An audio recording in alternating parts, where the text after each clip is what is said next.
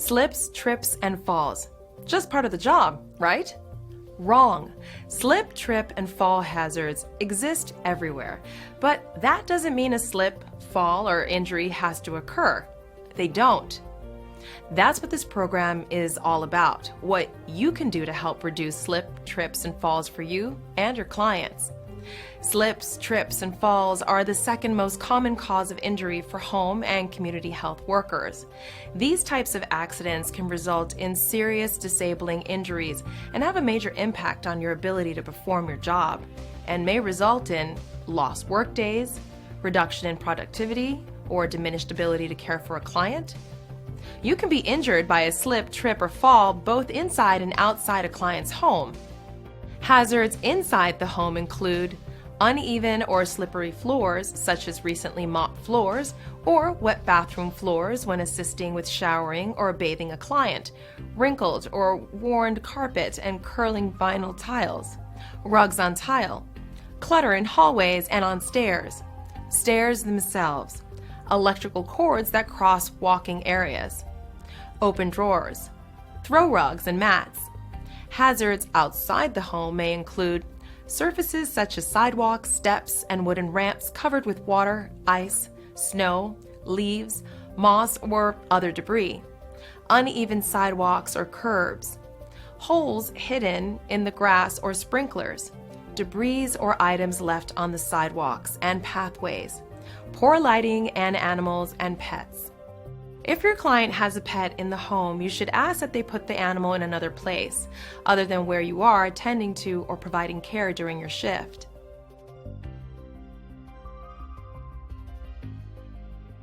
This will prevent the animal from jumping on you, causing you to fall backwards, getting in your way, or getting in between you and the client during services, or even biting you.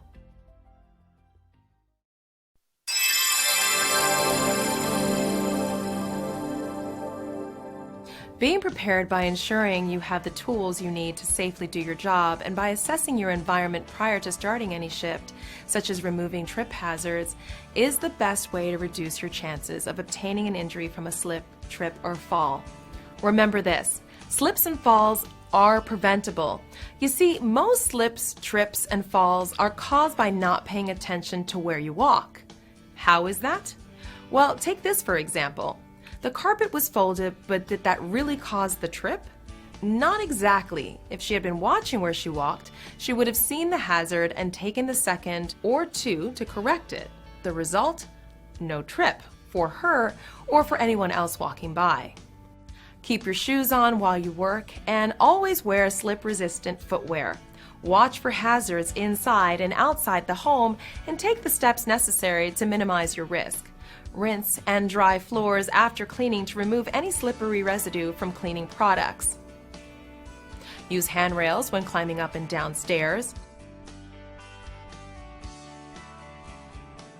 Carry loads in both hands to keep your balance, and look where you are going. How about bathrooms? Lots of trip and slip hazards here. Watch out for rugs, towels, and wet slippery surfaces. Instead of walking across the client's front yard, where there could be holes hidden in the grass, use walkways and sidewalks. Be especially careful when walking on uneven, wet, or icy surfaces.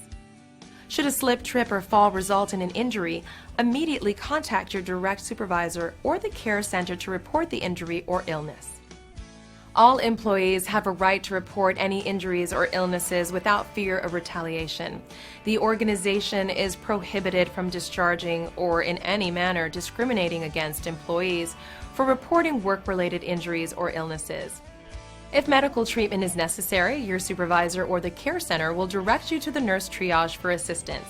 All injuries must be reported before the end of your shift. If the injury is an emergency situation, dial 911. But the goal is prevention.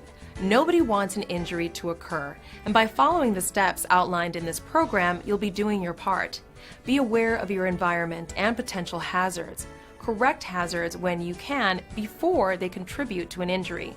Most importantly, watch where you walk. If you do this, most slips, trips, and falls can be prevented.